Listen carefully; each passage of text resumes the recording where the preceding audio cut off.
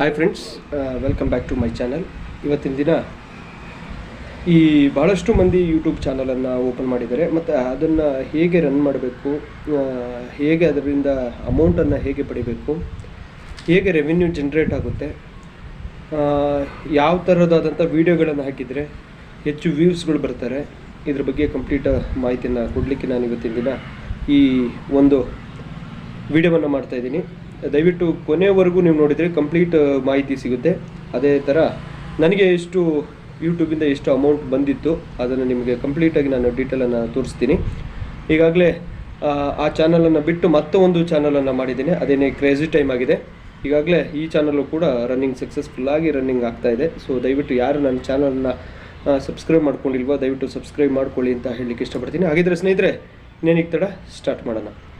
ಸ್ನೇಹಿತರೆ, ಮೊದಲನೇದಾಗಿ ಯೂಟ್ಯೂಬನ್ನು ಕ್ರಿಯೇಟ್ ಮಾಡಬೇಕಾದ್ರೆ ಒಂದು ನೇಮು, ನೀವೇನು ಯೂಟ್ಯೂಬಲ್ಲಿ ಏನು ನೇಮ್ಗಳನ್ನು ಹಾಕಿರ್ತೀರೋ ಅದು ಜನರುಗಳಿಗೆ ಇಷ್ಟ ಆಗಬೇಕು, ಜನರುಗಳಿಗೆ ರೀಚ್ ಆಗುವಂತಹ ನೇಮ್ಗಳನ್ನು ಫಸ್ಟು ನೀವು ಕ್ರಿಯೇಟ್ ಮಾಡಬೇಕಾಗುತ್ತೆ. ಸೊ ಇಲ್ಲಿ ಬಹಳಷ್ಟು ಕೆಟಗರಿ ಇದೆ. ಟ್ರಾವೆಲ್ ಆಗಿರ್ಬೋದು, ಕುಕ್ಕಿಂಗ್ ಆಗಿರ್ಬೋದು, ಎಜುಕೇಷನ್ಸ್ ಆಗಿರ್ಬೋದು, ಬೇರೆ ಬೇರೆ ರೀತಿಯಾದಂಥ ಒಂದು ಕಂಟೆಂಟ್ಗಳನ್ನು ಇಟ್ಕೊಂಡು ವಿಡಿಯೋವನ್ನು ಬಹಳಷ್ಟು ಮಂದಿ ಮಾಡಿದ್ದಾರೆ. ಬಹಳಷ್ಟು ಹೆಸರುವನ್ನು ಮಾಡಿದರೆ ಜೊತೆಗೆ ಅಮೌಂಟನ್ನು ಸಹ ಯೂಟ್ಯೂಬಿಂದ ಅರ್ನ್ ಮಾಡಿದ್ದಾರೆ. ಆದರೆ ಕೆಲವೊಬ್ಬರು ಒಳ್ಳೆ ಕಂಟೆಂಟ್ಗಳನ್ನು ಹಾಕ್ತಾ ಇರ್ತಾರೆ, ಯಾವುದೇ ಕಾರಣಕ್ಕೂ ಅವ್ರಿಗೆ ವ್ಯೂಸ್ಗಳು ಬರ್ತಾನೆ ಇರೋದಿಲ್ಲ. ಒಳ್ಳೊಳ್ಳೆ ವಿಷಯಗಳನ್ನು ಹಾಕಿರ್ತಾರೆ. ಅಲ್ಲಿ ಏನು ತಪ್ಪಾಗಿರುತ್ತೆ ಅಂದರೆ, ನಾವು ತಮ್ಲೈನಲ್ಲಿ ಕೊಡುವಂಥ ಸ್ಟೇಟ್ಮೆಂಟ್ಗಳು ಜನರುಗಳಿಗೆ ಅದು ರೀಚ್ ಆಗೋದಿಲ್ಲ. ಆಮೇಲೆ ನಮಗೆ ಟ್ಯಾಗ್ ಇದೆ, ಯೂಟ್ಯೂಬ್ ಟ್ಯಾಗ್ ಅಂತ ಬರುತ್ತೆ. ಸೊ ಆ ಟ್ಯಾಗನ್ನು ನಾವು ಸರಿಯಾದಾಗ ಸರ್ಚ್ ಇಂಜಿನಲ್ಲಿ ನಾವು ಏನೇ ಟೈಪ್ ಮಾಡಿದಾಗ ನಾವು ಹಾಕಿರುವಂಥ ಕಂಟೆಂಟ್ಗಳು ಅಲ್ಲಿ ಡಿಸ್ಪ್ಲೇ ಆಗಬೇಕು. ಮೊದಲನೇದಾಗಿ ಅದು ಡಿಸ್ಪ್ಲೇ ಆಗಬೇಕು. ಆ ಡಿಸ್ಪ್ಲೇ ಆಗಬೇಕು ಅಂದಾಗ ಜನರುಗಳು ನಾವು ಹಾಕಿರುವಂಥ ಕಂಟೆಂಟನ್ನು ನೋಡಬೇಕು ಅಂದಾಗ ನಾವು ಮಾಡಿರುವಂತಹ ತಮ್ಲೈನ್ಗಳು ಏನಿದೆ, ಈ ಕಾಣಿಸ್ತಾ ಇದೆ ನೋಡಿ, ಈ ಥರ ತಮ್ಲೈನ್ಗಳು ಎದ್ದು ಕಾಣಬೇಕು ಜನರುಗಳಿಗೆ. ಆವಾಗ ಏನು ಮಾಡ್ತಾರೆ, ಅದರೊಳಗೆ ಏನಿದೆ, ಹೇಗಿರ್ಬೋದು ಅನ್ನೋದನ್ನು ನೋಡ್ಕೊಂಡು ಬರ್ತಾರೆ. ಆವಾಗ ಏನಾಗುತ್ತೆ, ನಮಗೆ ಆಟೋಮೆಟಿಕ್ಕು ವ್ಯೂ ಜನ್ರೇಟ್ ಆಗುತ್ತೆ. ಇದಲ್ದಲೆ ಇನ್ನೊಂದು ಏನಂದರೆ, ನಾವು ಹಾಕಬೇಕಾದ್ರೆ, ನಾವು ಏನೇ ಒಂದು ಕಂಟೆಂಟ್ಗಳನ್ನು ಹಾಕಬೇಕಾದ್ರೆ ನಾವು ಮೊದಲಿಗೆ ನಾವೇನು ಹೇಳ್ತೀವಿ, ಲೈಕ್ ಮಾಡಿ, ಶೇರ್ ಮಾಡಿ, ಸಬ್ಸ್ಕ್ರೈಬ್ ಮಾಡಿ ಅಂತ ಒಂದು ಕಂಟೆಂಟ್ಗಳನ್ನು ನಾವು ಒಂದು ಡೈಲಾಗ್ಗಳನ್ನು ಹೇಳ್ತಾ ಹೋಗ್ತೀವಿ. ಪ್ರತಿಯೊಬ್ಬರು ಹೇಳುವಂಥ ಮಾತುಗಳು, ಯೂಟ್ಯೂಬರ್ಸ್ ಯಾರಿದ್ದಾರೆ ಅವರೆಲ್ಲೂ ಹೇಳುವಂಥ ಮಾತುಗಳು ಏನಾಗಿದೆ, ನೀವು ಲೈಕ್ ಮಾಡಿ, ಶೇರ್ ಮಾಡಿ, ಕಮೆಂಟ್ಸ್ ಮಾಡಿ. ಕೆಲವೊಬ್ಬರು ಹೇಳ್ತಾರೆ ಲೈಕಿಗೆ ನಿಮಗೇನು ಅಮೌಂಟ್ಗಳು ಬರೋದಿಲ್ಲ ಅಂತ ಹೇಳ್ತಾರೆ. ಸೊ ಲೈಕಿಗೆ ಅಮೌಂಟ್ಗಳು ಬರೋದಿಲ್ಲ, ಕರೆಕ್ಟು. ಬಟ್ ಎಷ್ಟು ಲೈಕ್ಗಳು ನಮ್ಮ ವೀಡಿಯೋಗಳಿಗೆ ಸಿಗುತ್ತೋ ಅಷ್ಟು ಜನ್ರೇಟ್ ಆಗುತ್ತೆ. ಅಷ್ಟು ಜನರಿಗೆ ಏನಾಗ್ತಾರೆ, ಯೂಟ್ಯೂಬರು ರೀಚ್ ಮಾಡಲಿಕ್ಕೆ ಟ್ರೈ ಮಾಡ್ತಾರೆ. ಯಾಕಂದರೆ ಆ ಕಂಟೆಂಟ್ ಇಷ್ಟ ಆಗಿದೆ, ಜನರುಗಳಿಗೆ ಅದು ಇಷ್ಟ ಆಗ್ತಾ ಇದೆ. ಸೊ ಹಾಗಾಗಿ ಅದನ್ನು ಏನು ಮಾಡ್ತಾರೆ, ಜನ್ರೇಟ್ ಮಾಡಿಬಿಟ್ಟು ಏನು ಮಾಡ್ತಾರೆ, ಹೆಚ್ಚು ಜನಕ್ಕೆ ತಲುಪುವಷ್ಟು ಯೂಟ್ಯೂಬರ್ಸ್ ಮಾಡ್ತಾರೆ. ಅದಕ್ಕೋಸ್ಕರ ಏನು ಮಾಡಬೇಕು, ನೀವು ಏನೇ ಒಂದು ಕಂಟೆಂಟ್ ಮಾಡಿದಾಗ ಫಸ್ಟು ನೀವು ನಿಮ್ಮ ಸ್ನೇಹಿತರಿಗಾಗಿರ್ಬೋದು, ಯಾರಿಗೆ ಒಂದು ಫಾರ್ವರ್ಡ್ ಮಾಡಿದಾಗ ಅವರಿಗೆ ಫಸ್ಟ್ ನೀವು ಹೇಳಬೇಕಾಗಿರೋ ಡೈಲಾಗೆ ಈ ವಿಡಿಯೋವನ್ನು ಲೈಕ್ ಮಾಡಿ ಅಂತ. ಹೆಚ್ಚು ಲೈಕ್ ಆದಷ್ಟು ಅದು ಹೆಚ್ಚು ಜನಕ್ಕೆ ರೀಚ್ ಆಗುತ್ತೆ. ಅದು ನಿಮ್ಗೆ ಏನಾಗುತ್ತೆ, ನಿಮ್ಮ ಅಮೌಂಟು ರೆವೆನ್ಯೂ ಜನ್ರೇಟ್ ಆಗಲಿಕ್ಕೆ ಈಸಿ ಆಗ್ತಾ ಹೋಗುತ್ತೆ. ಆಮೇಲೆ ವ್ಯೂಸ್ಗಳು ಹೆಚ್ಚಾಗಲಿಕ್ಕೆ ಅದು ಈಸಿ ಆಗ್ತಾ ಹೋಗುತ್ತೆ. One point. The second point ಏನಂದರೆ, ತಮ್ಲೈನ್ಗಳು. ನಾವೇನು ಮೊದಲಿಗೆ ಏನು ಹಾಕಿರ್ತೀವಿ ತಮ್ಲೈನ್ಗಳು, ಆ ತಮ್ಲೈನ್ಗಳು ಜನರುಗಳಿಗೆ ಇಷ್ಟ ಆಗಬೇಕು. ಸೊ ಹಾಗಾಗಿ ಆ ತಮ್ಲೈನ್ಗಳನ್ನು, ಚೆನ್ನಾಗಿರುವಂಥ ತಮ್ಲೈನ್ಗಳನ್ನು ನೀವು ಹಾಕಬೇಕಾಗುತ್ತೆ. ಆಮೇಲೆ ಒಂದು ಕಂಟೆಂಟ್ಗಳನ್ನು ಹಾಕಿದಾಗ ಆ ಸೇಮ್ ಟೈಮ್ಗಳಲ್ಲಿ ನೀವು ಏನಾದರೂ ಒಂದು ವೀಡಿಯೋಗಳನ್ನು ಅಪ್ಲೋಡ್ ಮಾಡ್ತಾಯಿದ್ದೀರಿ. ಈಗ ಎಕ್ಸಾಂಪಲ್, ಬೆಳಗ್ಗೆ ಮಾರ್ನಿಂಗ್ ಎವ್ರಿ ಡೇ ನೀವು 9 ಗಂಟೆಗೆ ಅಪ್ಲೋಡ್ ಮಾಡ್ತಿದ್ದೀರಿ ಅಂದರೆ, ನೀವು ಆ 9 ಗಂಟೆಗೆ ಡೈಲಿ ನೀವು ಏನು ಮಾಡಬೇಕು, ವೀಡಿಯೋಗಳನ್ನು ಅಪ್ಲೋಡ್ ಮಾಡೋದ್ರೆ ಅದೇ ಒಂದು ಟೈಮಲ್ಲಿ ನೀವು ಆ ವೀಡಿಯೋಗಳನ್ನು ಅಪ್ಲೋಡನ್ನು ಮಾಡಬೇಕಾಗುತ್ತೆ. ಯಾವುದ್ಯಾವುದೋ ಟೈಮ್ ಇಟ್ಕೊಂಡು ಅಪ್ಲೋಡ್ ಮಾಡ್ತಾಯಿದ್ರೆ ಅದು ಜನಗಳಿಗೆ ರೀಚ್ ಆಗೋದಿಲ್ಲ. ಆಮೇಲೆ ನೀವು ಏನೇ ಒಂದು ಕಂಟೆಂಟ್ ಯೂಸ್ ಮಾಡ್ತಿದ್ರೆ ಅದರಲ್ಲಿ ಕ್ಲಿಯರ್ ಆಗಿರಬೇಕು, ನಿಮ್ಮ ಎಕ್ಸ್ಪ್ಲನೇಷನ್ಸು ಕ್ಲಿಯರ್ ಆಗಿರಬೇಕು. First things.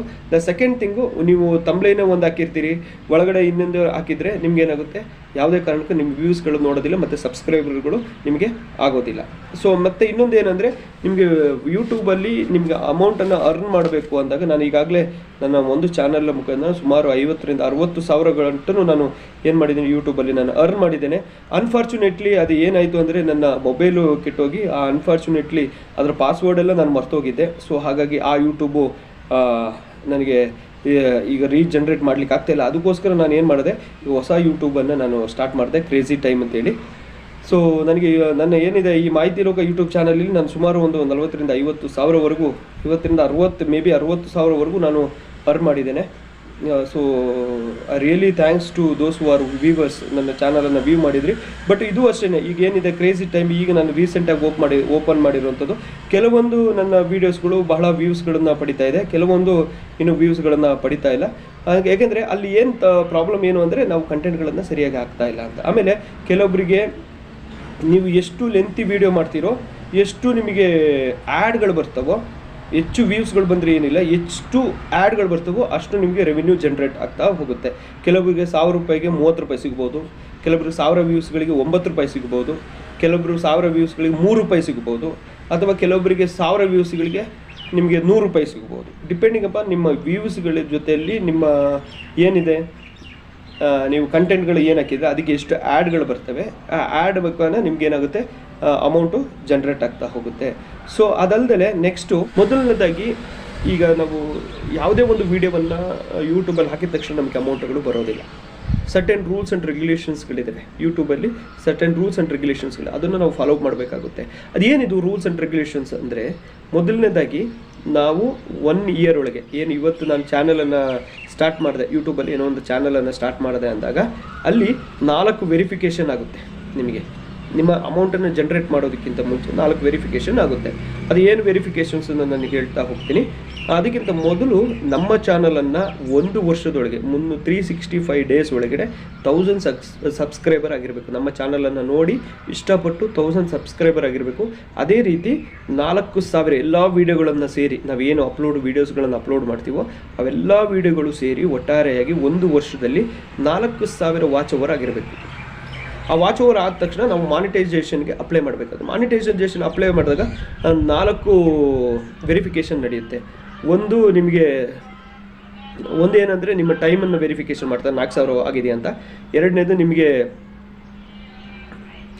ಸಬ್ಸ್ಕ್ರೈಬರ್ 1000 ಸಬ್ಸ್ಕ್ರೈಬರ್ ಆಗಿದೆ ಅಂತ ವೆರಿಫಿಕೇಷನ್ ಆಗುತ್ತೆ. ಮೂರನೇದು ನಿಮಗೆ ಕಮ್ಯುನಿಟಿ ಗೈಡ್ಲೈನ್ಸ್ ಯಾವುದಾದ್ರೂ ಬಂದಿದೆಯಾ ಅಂತ ನೋಡ್ತಾರೆ. ನಾಲ್ಕನೇದು ನಿಮಗೆ ಟೂ ಸ್ಟೆಪ್ ವೆರಿಫಿಕೇಷನ್, ಅಂದರೆ ನಿಮ್ಮ ಮೊಬೈಲ್ ನಂಬರು, ನಿಮ್ಮ ಜಿಮೇಲ್ ID ಏನಿದೆ ಅದು ವೆರಿಫಿಕೇಷನ್ ಆಗುತ್ತೆ. ಈ 4 ವೆರಿಫಿಕೇಷನ್ ಆದ ನಂತರ 4 ಎಲ್ಲೂ ನಿಮಗೆ ಕಮ್ಯುನಿಟಿ ಗೈಡೆನ್ಸ್. ಈ ಕಮ್ಯುನಿಟಿ ಗೈಡೆನ್ಸ್ ಅಂದರೆ ಏನು? ನೀವು ಹಾಕಿರುವಂಥ ವೀಡಿಯೋಗಳು ಬೇರೆಯವರು ಹಾಕಿರಬಾರ್ದು, ಅಂದರೆ ಬೇರೆಯವರು ವೀಡಿಯೋಗಳನ್ನು ತೆಗೆದು ನೀವು ಹಾಕಿರಬಾರ್ದು, ಯೂಟ್ಯೂಬಲ್ಲಿ ಬಂದಿರುವಂಥ ವೀಡಿಯೋಗಳನ್ನು ತೆಗೆದು ಹಾಕಿರಬಾರ್ದು. ಆಮೇಲೆ ಅದ್ರ ಜೊತೆಯಾಗಿ ಬೇರೆಯವ್ರ ಮ್ಯೂಸಿಕನ್ನು ಕಾಪಿ ಮಾಡಿ ನೀವು ಹಾಕ್ಕೊಂಡಿರ್ಬಾರ್ದು. ಆವಾಗ ಏನಾಗುತ್ತೆ, ಕಾಪಿರೈಟ್ಸ್ ಕ್ಲೈಮ್ ಆಗುತ್ತೆ. ಅಂದರೆ ಕಾಪಿರೈಟ್ಸ್ ಕ್ಲೈಮ್ ಆಗುತ್ತೆ ಅಂದರೆ ಏನು ಅಂದರೆ, ಅದು ನಿಮಗೆ ಯೂಟ್ಯೂಬ್ಗೆ ನಿಮ್ಮ ಚಾನಲ್ಗೆ ಏನು ಎಫೆಕ್ಟ್ ಏನಾಗಲ್ಲ, ಬಟ್ ನಿಮಗೆ ರೆವಿನ್ಯೂ ಜನ್ರೇಟ್ ಆದಾಗ ಆ ಅಮೌಂಟ್ ಅಷ್ಟು ಅವರಿಗೆ ಹೋಗುತ್ತೆ, ನಿಮಗೆ ಅಂತೂ ಖಂಡಿತವಾಗ್ಲೂ ಸಿಗೋದಿಲ್ಲ. ಸೊ ಅದಲ್ಲದಂತೆ ಕಮ್ಯುನಿಟಿ ಸ್ಟ್ರೈಕ್ ಲೈನ್ ಅಂತ ಬರುತ್ತೆ. 3 ಸ್ಟ್ರೈಕ್ ಲೈನ್ ಏನಾದರೂ ಬಿತ್ತು ಅಂದರೆ ಬೇರೆಯವ್ರ ಕಂಟೆಂಟ್ಗಳು ನೀವು ತೆಗೆದು ನೀವು ಹಾಕಿದ್ರಿ, ನಿಮ್ಮ ಯೂಟ್ಯೂಬಲ್ಲಿ ನೀವು ಹಾಕಿದ್ರಿ ಅಂದರೆ ಅವರು ಕಂಪ್ಲೇಂಟ್ ಮಾಡ್ತಾರೆ, ನಾನು ಹಾಕಿರುವಂಥ ವೀಡಿಯೋಗಳನ್ನು ನನಗೆ ತಿಳಿಸ್ದಲೇ ಕಾಪಿ ಮಾಡ್ಕೊಂಡು ಇವ್ರು ಹಾಕಿದ್ದಾರೆ, ಸೊ ಹಾಗಾಗಿ ಇವ್ರನ್ನ ಬ್ಲಾಕ್ ಮಾಡಬೇಕು ಅಂತ ಹೇಳ್ಬಿಟ್ಟು ಅವರು ಒಂದು ನೋಟಿಸನ್ನು ಕಳಿಸ್ತಾರೆ ಯೂಟ್ಯೂಬರ್ಗೆ. ಅವಾಗ ಏನಾಗುತ್ತೆ, ನಿಮಗೊಂದು ರೆಡ್ ಮಾರ್ಕ್ ಬರುತ್ತೆ, ಕಮ್ಯುನಿಟಿ ಗೈಡ್ಲೈನ್ಸ್ ಅಂತ ರೆಡ್ ಮಾರ್ಕು. ಈ 3 ರೆಡ್ ಮಾರ್ಕ್ಗಳು ಈ 1 ವರ್ಷದೊಳಗೆ ನಿಮ್ಮ ಚಾನಲ್ ಒಳಗೆ ಬಿತ್ತು ಅಂದಾಗ ನಿಮ್ಮ ಚಾನಲು ಆಟೋಮೆಟಿಕ್ ಆಗಿ ಯೂಟ್ಯೂಬರು ಡಿಲೀಟ್ ಮಾಡ್ತಾರೆ. ಯಾರು ನಿಮ್ಮನ್ನು ಕ್ವಶನ್ಸೇ ಮಾಡಲ್ಲ, ನಿಮಗೆ ಮೆಸೇಜು ಪಾಸ್ ಮಾಡಲ್ಲ. ಯಾಕಂದರೆ ಕಮ್ಯುನಿಟಿ ಗೈಡ್ಲೈನ್ಸ್ ಬಂದಿದೆ ಅಂತ ಹೇಳ್ಬಿಟ್ಟು ನಿಮಗೆ ಮೆಸೇಜ್ ಕಳಿಸ್ತಾರೆ. ಅಟ್ ಎ ಟೈಮಲ್ಲಿ ನಿಮ್ಮ 3 ಕಮ್ಯುನಿಟಿ ಗೈಡ್ಲೈನ್ಸ್ಗಳು ನಿಮಗೆ ಏನಾದರೂ ನಿಮ್ಮ ಚಾನಲಲ್ಲಿ ಬಿತ್ತು ಅಂದಾಗ ನಿಮಗೇನಾಗುತ್ತೆ, ಯಾವುದೇ ಕಾರಣಕ್ಕೂ ನೀವು ನಿಮ್ಮ ವೀಡಿಯೋದಲ್ಲಿ ಏನೂ ಅಪ್ಲೋಡ್ ಮಾಡಲಿಕ್ಕೆ ಆಗೋದಿಲ್ಲ. ಮೊದಲನೇ ಕಮ್ಯುನಿಟಿ ಗೈಡೆನ್ಸ್ ಬಿದ್ದಾಗ 15 ಡೇಸ್ ನಿಮ್ಗೆ ಏನು ಮಾಡ್ತಾರೆ, 1 ವೀಕ್ ಫಸ್ಟ್ ಗೈಡೆನ್ಸ್ ಬಿದ್ದಾಗ 1 ವೀಕ್ ನಿಮ್ಮ ಚಾನಲನ್ನು ಹೋಲ್ಡಲ್ಲಿ ಇಟ್ಕೊಳ್ತಾರೆ. ನೀವು ಯಾವುದೇ ರೀತಿಯಾದಂಥ ವೀಡಿಯೋಗಳನ್ನು ಅಪ್ಲೋಡ್ ಮಾಡೋಕ್ಕಾಗಲ್ಲ, ಯಾವುದೇ ರೀತಿ ಲೈವ್ಗಳನ್ನು ಹೋಗಲಿಕ್ಕೆ ಆಗೋದಿಲ್ಲ. ಎರಡನೇ ಸರಿ ಬಿತ್ತು ಕಮ್ಯುನಿಟಿ ಗೈಡ್ಲೈನ್ಸು, ಎರಡನೇ ಸರಿ ಬಿತ್ತು ಅಂದಾಗ 15 ಡೇಸ್ ನಿಮ್ಮ ಚಾನಲನ್ನು ಹೋಲ್ಡಿಂಗಲ್ಲಿ ಇಟ್ಟಿರ್ತಾರೆ. ಮೂರನೇ ಗೈಡ್ಲೈನ್ಸ್ ಬಿದ್ದಾಗ ಕಂಪ್ಲೀಟ್ ಏನಾಗುತ್ತೆ, ನಿಮ್ಮ ಚಾನಲನ್ನು ಡಿಲೀಟ್ ಮಾಡಿ ಹಾಕ್ತಾರೆ. ಸೊ ಹಾಗಾಗಿ ನೀವು ಯಾವುದೇ ಒಂದು ಕಂಟೆಂಟ್ ಮಾಡಬೇಕಾದ್ರೆ ನಿಮ್ಮ ಓನ್ ಕಂಟೆಂಟ್ಗಳನ್ನು ನೀವು ಹಾಕಿ, ಬೇರೆಯವ್ರನ್ನ ಕಾಪಿ ಮಾಡಿಬಿಟ್ಟು ವ್ಯೂಸ್ ಬರಲಿ, ಸಬ್ಸ್ಕ್ರೈಬರ್ ಆಗಲಿ ಅಂತ ಹೇಳ್ಬಿಟ್ಟು ಬೇರೆ ಕಂಟೆಂಟ್ಗಳನ್ನು ಕಾಪಿ ಮಾಡಿ ಇಲ್ಲಿ ಹಾಕಿದಾಗ ನಿಮಗೇನಾಗುತ್ತೆ, ಕಮ್ಯುನಿಟಿ ಗೈಡೆನ್ಸ್ಗಳನ್ನು ನಿಮಗೆ ಬೀಳುತ್ತೆ. ನಿಮಗೆ ಕಮ್ಯುನಿಟಿ ಗೈಡೆನ್ಸ್ ಬಿದ್ದಿದೆಯಾ ಇಲ್ವಾ ಅಂತ ನೋಡಬೇಕು ಅಂದರೆ ಯೂಟ್ಯೂಬ್ ಸ್ಟುಡಿಯೋ ಆ್ಯಪನ್ನು ಡೌನ್ಲೋಡ್ ಮಾಡ್ಕೋಬೇಕಾಗುತ್ತೆ. ಯೂಟ್ಯೂಬ್ ಸ್ಟುಡಿಯೋ ಆ್ಯಪನ್ನು ನೀವು ಡೌನ್ಲೋಡ್ ಮಾಡ್ಕೊಂಡಾಗ ನಿಮಗೇನಾಗುತ್ತೆ, ಅದ್ರ ಕಂಪ್ಲೀಟ್ ಮಾಹಿತಿಗಳನ್ನು ನಿಮಗೆ ಸಿಗುತ್ತೆ. ನಿಮಗೆ ಈ ವಿಡಿಯೋ ಎಷ್ಟು ವಾಚ್ ಓವರ್ ಆಗಿದೆ, ಏನು ಬಿದ್ದಿದೆ, ಕಮ್ಯುನಿಟಿ ಗೈಡೆನ್ಸ್ ಬಿದ್ದಿದೆಯಾ, ಇಲ್ಲ ಸ್ಟ್ರೈಕ್ ಬಿದ್ದಿದೆಯಾ, ಅಥವಾ ಕಾಪಿ ರೈಟ್ಸ್ ಬಿದ್ದಿದೆಯಾ, ಪ್ರತಿಯೊಂದು ನಿಮ್ಗೆ ಅಲ್ಲಿ ಅನಾಲಿಟಿಕ್ಸ್ ಇದೆ. ಅಲ್ಲಿ ಹೋದಾಗ ನಿಮಗೆ ಕಂಪ್ಲೀಟ್ ಡೀಟೇಲ್ಗಳು ಸಿಗ್ತವೆ. ಸೊ ಹಾಗಾಗಿ ದಯವಿಟ್ಟು ಯಾರಾದರೂ ಹೊಸಬ್ರು ಯೂಟ್ಯೂಬ್ ಚಾನಲ್ಗಳನ್ನು ಮಾಡ್ತಾ ಇದ್ದೀರಿ ಅಂದಾಗ ಸ್ವಲ್ಪ ಅದನ್ನೆಲ್ಲ ಪ್ರಿಕಾಷನ್ಸ್ಗಳು ಏನಿದ್ದಾವೆ, ರೂಲ್ಸ್ ಆ್ಯಂಡ್ ರೆಗ್ಯುಲೇಷನ್ಸ್ಗಳಿದೆ, ಅದನ್ನು ಫಾಲೋ ಮಾಡಿಕೊಂಡು 1 ವರ್ಷಗಳ ಕಾಲ ನಿಮ್ಮ ಚಾನಲ್ಗಳನ್ನು 1000 ಸಬ್ಸ್ಕ್ರೈಬರು ಪ್ಲಸ್ 4000 ವಾಚ್ ಓವರ್ ಆಗುವವರೆಗೂ ನೀವು ಯಾವುದೇ ರೀತಿಯಾದಂತಹ ಕಾಪಿ ರೈಟ್ಸ್ಗಳು ಆಗಿರುವಂಥದ್ದು ಯಾವುದನ್ನು ನೀವು ಅಪ್ಲೋಡ್ ಮಾಡಲಿಕ್ಕೆ ಹೋಗಬೇಡಿ. ಆಮೇಲೆ ಕಂಟೆಂಟ್ಗಳು ಹಾಕಬೇಕಾದ್ರೆ ತಮ್ಲೇನು ನೀಟಾಗಿರಲಿ. ಇಷ್ಟು ವಿವರಗಳನ್ನು ನಾನು ನಿಮಗೆ ಕೊಡ್ತಾ ಬಂದಿದ್ದೀನಿ. ರೆವಿನ್ಯೂ ಜನರೇಟ್ ಆಗುವಂಥದ್ದು ಡಿಪೆಂಡಿಂಗ್ ಅಪಾನ್ ನಿಮ್ಮ ವ್ಯೂಸ್ ಮತ್ತು ಹೆಚ್ಚು ಲೈಕ್ ಸಿಕ್ಕಿದಾಗ ಏನಾಗುತ್ತೆ, ಹೆಚ್ಚು ಜನರಿಗೆ ರೀಚ್ ಆಗುತ್ತೆ ಅದು. ಸೊ ಹಾಗಾಗಿ ಒಳ್ಳೆ ಕಂಟೆಂಟ್ಗಳನ್ನು ಮಾಡಿ ಹಾಕಿ ಅಂತ ಹೇಳ್ತಾ, ಈ ಕಾನ್ಸೆಪ್ಟ್ಗಳು ನಾನು ಹೇಳಿರುವಂಥ ಎಲ್ಲ ಏನಿದೆ ಮೆಸೇಜ್ಗಳು ನಿಮಗೆ ಇಷ್ಟ ಆಗಿದೆ ಅಂತ ಅಂದ್ಕೊಳ್ತೀನಿ. ಯಾರ್ಯಾರಿಗೆ ಇಷ್ಟ ಆಗಿದೆ ಅಂತ ಅಂದ್ಕೊಂಡಿದ್ದು ದಯವಿಟ್ಟು ನನ್ನ ಚಾನಲನ್ನು ಸಬ್ಸ್ಕ್ರೈಬ್ ಮಾಡ್ಕೊಳ್ಳಿ, ದಯವಿಟ್ಟು ಲೈಕ್ ಮಾಡಿ, ಇದು ಹೆಚ್ಚು ಜನಕ್ಕೆ ರೀಚ್ ಆಗಲಿ. ಹೊಸಬ್ರು ಯಾರು ಯೂಟ್ಯೂಬರ್ಸ್ಗಳಿದ್ದಾರೆ ಅವ್ರಿಗೂ ಇದು ಅನ್ವಯ ಆಗುತ್ತೆ. ಅವರು ಒಬ್ಬರು ಮಾಡಬೇಕು, ಹೇಗೆ ಮಾಡಬೇಕು ಅಂತ ಐಡಿಯಾಸ್ಗಳು ಕೊಡೋರು ತುಂಬ ಕಡಿಮೆ ಆಗಿದ್ದಾರೆ. ಸೊ ಹಾಗಾಗಿ ಇದು ಅವ್ರಿಗೆ ಹೆಲ್ಪ್ಫುಲ್ ಆಗಿರಲಿ ಅಂತ ಹೇಳ್ತಾ ದಯವಿಟ್ಟು ಸಬ್ಸ್ಕ್ರೈಬ್ ಮಾಡ್ಕೊಳ್ಳಿ, ಶೇರ್ ಮಾಡಿ ಅಂತ ಹೇಳ್ತಾ ಮುಂದಿನ ಮತ್ತೊಂದು ಒಳ್ಳೆಯ ವಿಷಯದೊಂದಿಗೆ ನಿಮ್ಮೊಂದಿಗೆ ಬರ್ತೀನಿ. ಅಲ್ಲಿವರೆಗೆ take care, have a nice day, bye.